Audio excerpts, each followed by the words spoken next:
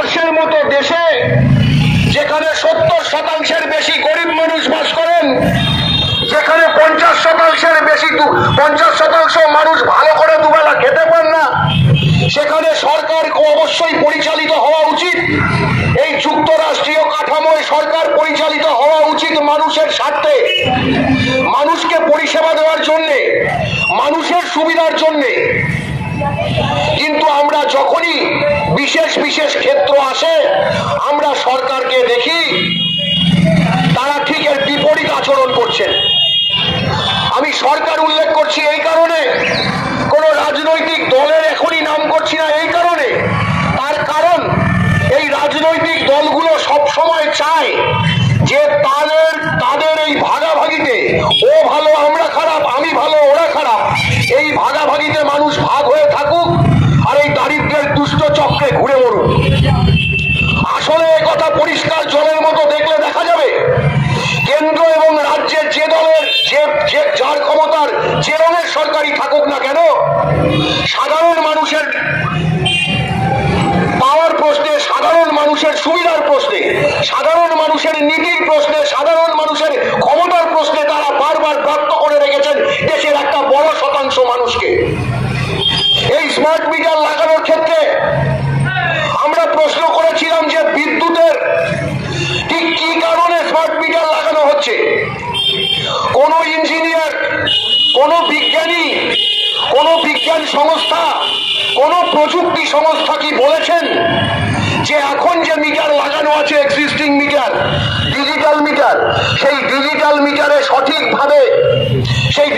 মিটারে সঠিকভাবে কাউন্ট করা যাচ্ছে না?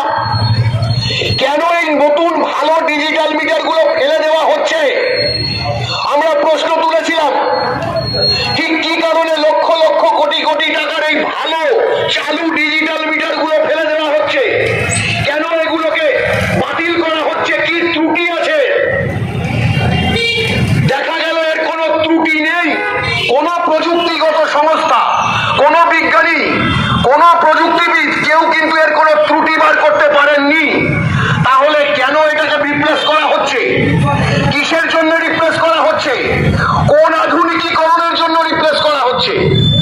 এই প্রশ্ন যখন আমরা তুলছি, তখন আমরা দেখতে পেলাম যে আধুনিকীকরণ একটা বাহানা।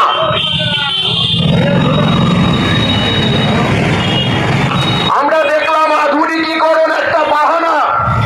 আধুনিকীকরণ কিচ্ছু নয়। ডিজিটাল মিটারের দিব্যি সমস্ত রিডিং পাওয়া যাচ্ছিল, ডিজিটাল মিটার দিব্যি চলছিল। আধুনিকীকরণের বাহানা নিয়ে আসলে বেসরকারীকরণের পথ খুলে দেওয়া হচ্ছে। আধুনিকীকরণের বাহানা নিয়ে আসলে পাবলিকের থেকে অগ্রিম টাকা নিয়ে তাকে বিদ্যুৎ কিনতে বাধ্য করা হচ্ছে। আমরা দৃঢ়ভাবে বিরোধিতা করছি এই পদক্ষেপের। আমরা দৃঢ়ভাবে বিরোধিতা করছি দর্শকের এই পদক্ষেপের, সরকারের এই পদক্ষেপের, কেন্দ্র সরকারের এই পদক্ষেপের। বিদ্যুতের মতো অত্যাবশ্যকীয় পণ্য, খারাপ রাস্তা দিয়ে গাড়ি চালানো যায় কিন্তু ছেঁড়া তার দিয়ে বিদ্যুৎ আসে না।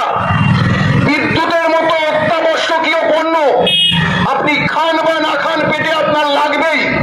ঠিক এই অত্যাবশ্যকীয় পণ্যের জায়গায় যখন সরকার শুধুমাত্র মুনাফার কারণে, সরকার শুধুমাত্র তাদের লাভ করার কারণে, সরকার শুধুমাত্র বেসরকারি পুঁজির কাছে এই বিদ্যুৎ সংস্থাকে পিলিয়ে দেওয়ার কারণে, সরকার শুধুমাত্র একের পর এক দেশের খনি বন্দর বেচার পরে এই ইলেকট্রিক সেক্টরকে দেশের কর্পোরেট হাঙরদের কাছে বেচে দেওয়ার কারণে তারা পদক্ষেপ গ্রহণ করলেন যে বিদ্যুতের স্মার্ট মিটার লাগানো হবে। কি আছে এই স্মার্ট মিটারে? এই স্মার্ট মিটারে আছে আপনার কাজের জন্য, উপভোক্তার সুবিধার জন্য কোন ফিচার্স এর মধ্যে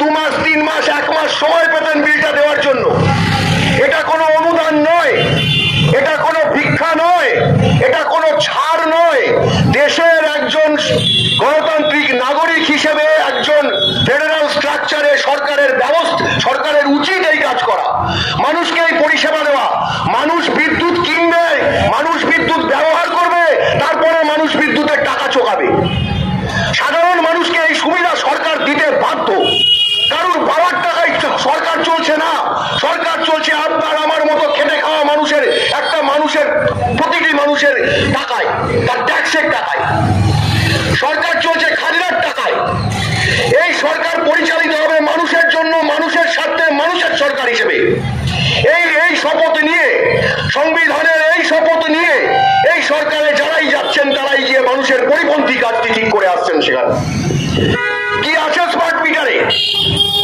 স্মার্ট মিটারে আছে অগ্রিমের ব্যবস্থার পরেও আরেকটি ভয়ানক দিক। অগ্রিম যে টাকা নেওয়া হবে, এছাড়াও থাকছে টিওডির ব্যবস্থা। ঠিক একইভাবে এখন আপনি পর্ষদের কাছে যাবেন, পর্ষদ আপনাকে বলবে টিওডি এখন হচ্ছে না। যদি টিওডি না হবে, যদি প্রিপেড না হবে, তাহলে প্রিপেডের ব্যবস্থা ছিল কেন? আমরা দেখতে পেলাম যে মিটার লাগানোর 1 মাসের মধ্যে প্রিপেড ইতিমধ্যে আমাদের আগমেশ্বরীতলা চত্বরে, কামারপাড়া চত্বরে, স্টেডিয়াম চত্বরে প্রিপেড চালু হয়ে গেছে। অর্থাৎ আগাম টাকা দিয়ে ভরতে হবে। আগাম টাকা দিয়ে আপনাকে কি কি নিতে হয়? কেবল লাইন নিতে হয়, রিচার্জ, কেবল লাইনটাও রিচার্জ ফুরিয়ে গেলে আপনি রিচার্জ করেন আগাম টাকা দিয়ে। আগাম টাকা দিয়ে আপনাকে কি নিতে হয়? মোবাইল পরিষেবা নিতে হয়, জিও, এয়ারটেল, ভোডাফোন। কিন্তু এগুলো কোনোটা অত্যাবশ্যকীয় নয়। আমরা যারা বিভিন্ন প্রান্তিক মানুষদের সাথে কাজ করি, আমরা জানি যে এত ফোনের বলবলাও, প্রত্যেকের হাতে স্মার্টফোন আমরা দেখছি। এখনো হলফ করে বলছি 50% লোকের কাছে ফোন নেই। এখনো 50% লোকের কাছে ফোন নেই। কাজেই ফোনটা অত্যাবশ্যকীয় পণ্য নয়। ঠিক যেমন কৃষি বিলের ক্ষেত্রে আমরা বিরোধিতা করে বলেছিলাম, কৃষির অত্যাবশ্যকীয় পণ্যের ক্ষেত্রে সরকারকে হস্তক্ষেপ করতে হবে, দামের ক্ষেত্রে সরকারকে হস্তক্ষেপ করতে হবে। কারণ অত্যাবশ্যকীয় পণ্য, চাউমিন, ম্যাগির দাম বাড়লো কিনা সাধারণ মানুষের যায় আসে না, কিন্তু তেল, চাল, গম, ভোজ্য তেল, চিনি, এগুলোকে সরকারের দামে নিয়ন্ত্রণ রাখতে হবে। আমরা প্রশ্ন তুলেছিলাম কৃষি বিলের সময়। ঠিক একইভাবে আমরা প্রশ্ন তুলছি, সিটি কেবল কি, কেবল লাইন কি বলছেন? সেটা অত্যাবশ্যকীয় পণ্য নয়। আমি ফোন, মোবাইল ব্যবহার করবো কিনা সেটা অত্যাবশ্যকীয় নয়, কিন্তু ইলেকট্রিসিটি একটি অত্যাবশ্যকীয় পণ্য, অত্যাবশ্যকীয় ক্ষেত্র। সাধারণ মানুষ, প্রতিটি মানুষের ইলেকট্রিসিটি দরকার। এই ইলেকট্রিসিটিকে অগ্রিম ভাবে টাকা দিয়ে, আগাম টাকা মানুষের থেকে নিয়ে, যেটা মানুষ ব্যবহার করে দিতে পারতো সেই সুবিধাটার থেকে ছিনিয়ে নিয়ে আগাম টাকা নেওয়ার এই যে সরকারের যে এই ব্যবসাদারী মনোভাব, সরকারের যে এই বাণিজ্যিক দৃষ্টিভঙ্গি, সরকারের যে এই কর্পোরেটের কাছে বেচে দেওয়ার ফিকির, আমরা তার বিরুদ্ধে প্রতিবাদ জানাতে এসেছি। এখানে রয়েছে টিওডির ব্যবস্থা, টাইম অফ ডে। আপনারা লিখে নিন আমাদের তারিখে, আজকে সবার তারিখ দিয়ে মিলিয়ে নেবেন। যেটা এখনো পর্যন্ত ইন্ডাস্ট্রিয়াল ক্ষেত্রে, কমার্শিয়াল ক্ষেত্রে ব্যবহার হচ্ছে, টিওডির ব্যবস্থা রয়েছে, সেটা আমাদের মিটারেও চালু হবে। আপনি পর্ষদে যান, পর্ষদের বন্ধুরা আপনাদের বলবেন যে টিওডি এখন চালু হচ্ছে না। তাদের সবিনয় প্রশ্ন করুন, যদি টিওডি চালু নাই হবে, যদি টিওডি চালু নাই হবে, তাহলে আমাদের মিটারে টিওডির ব্যবস্থা রয়েছে কেন? আমাদের মিটারে যেমন প্রিপেডের ব্যবস্থা ছিল 1 মাসের মধ্যে চালু হয়েছে, তেমন টিওডির ব্যবস্থাও যখন আছে, টিওডিও চালু হবে। কি এই TOD, time of the day কি, ভালো করে বুঝে নেওয়া দরকার সাধারণ মানুষের। যে 3টে ভাগ করা হবে দিনের 3টে সময়কে, এবং সেই 3টে সময় বিদ্যুতের আলাদা আলাদা দাম হবে।